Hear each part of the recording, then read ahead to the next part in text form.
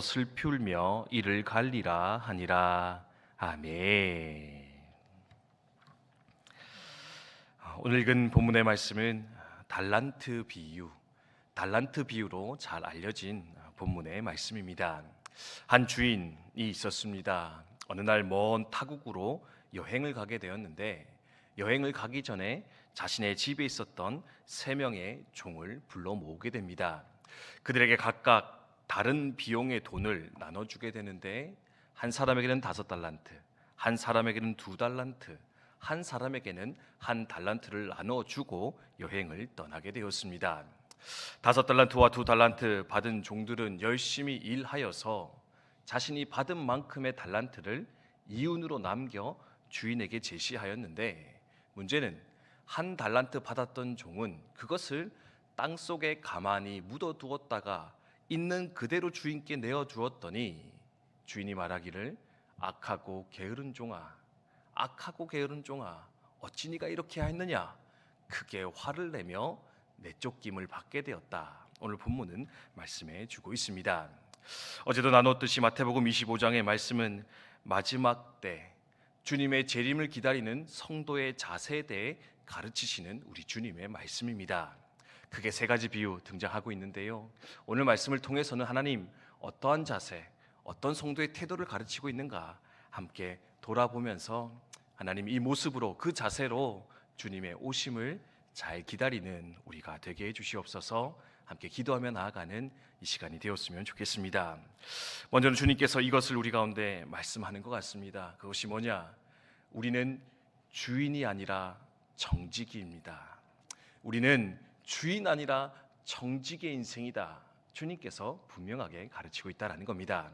오늘 말씀은 무엇으로 출발되고 있습니까? 주인이 종들에게 자신의 재산을 맡기는 것으로서, 자신의 돈을 종들에게 주어주는 것으로서 이야기가 출발되는 것을 볼 수가 있습니다. 우리의 인생도 마찬가지입니다. 성도의 삶은 무엇입니까? 내가 내 것을 소유해서 그것을 사용하며 사는 것이 성도의 삶이 아니라, 하나님이 내게 생명 주셨고, 내게 건강 주셨고, 물질 주셨고, 가정 주셨고, 교회 주셨고, 이 모든 것들을 하나님 은혜로 내게 맡겨 주셨을 것인데, 그래서 우리는 늘 고백하며 생각하는 것이 뭐냐? 내 뜻대로 내가 주인 되어 살아가는 삶이 아니라 주님께 받은 그것을 내가 잘 관리하며 살아가겠습니다. 주님의 정직이로 서겠습니다. 그 마음과 생각이 우리 가운데 있어야 한다라는 것, 주님께서는 말씀해 주고 있다라는 겁니다.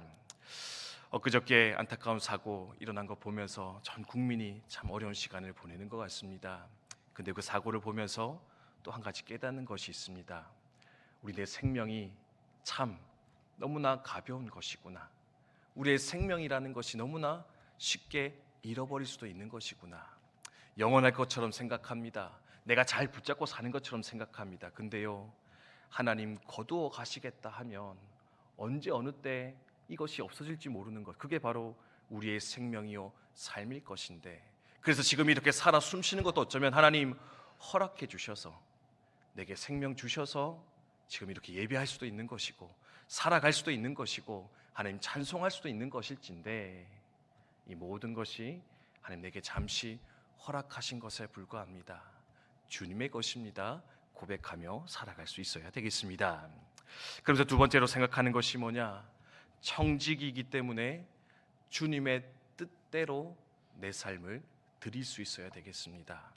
정직이기 때문에 주님의 뜻대로 내가 맡은 것을 활용할 수 있어야 된다. 여러분 또한 기억하시면 좋겠습니다.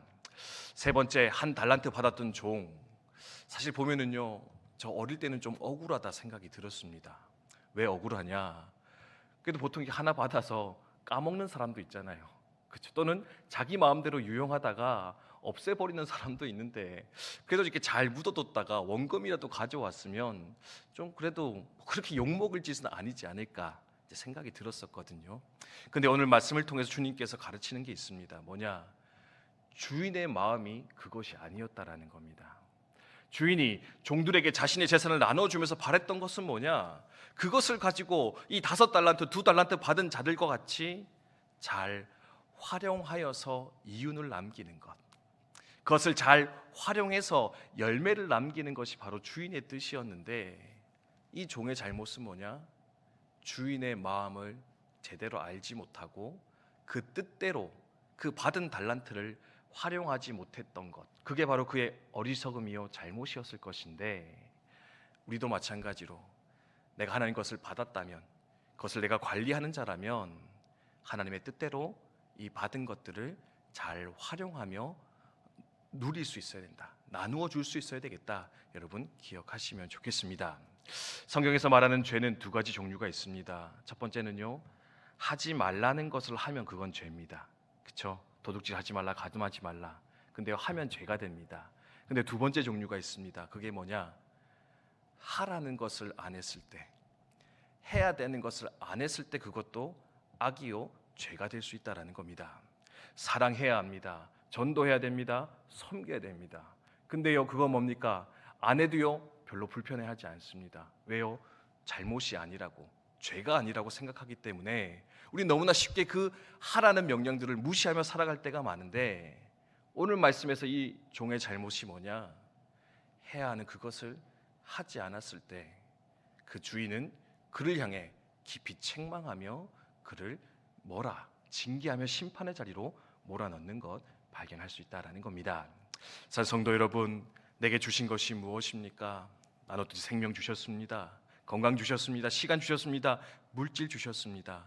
재능과 은사를 허락해 주셨습니다. 그렇다면 그 받은 것으로서 주인의 뜻에 합당한 그 삶의 자리, 사명의 현장에서 그것을 잘 활용하며 잘 헌신하며 섬기며 살아내는 또한 저 여러분 되시기를 주님의 이름으로 축복드립니다. 그래서 마지막으로 한 가지 또한 당부드리는 것은, 활용해야 되는데, 사용해야 되는데요, 결과가 아니라 과정이 중요한 것이다.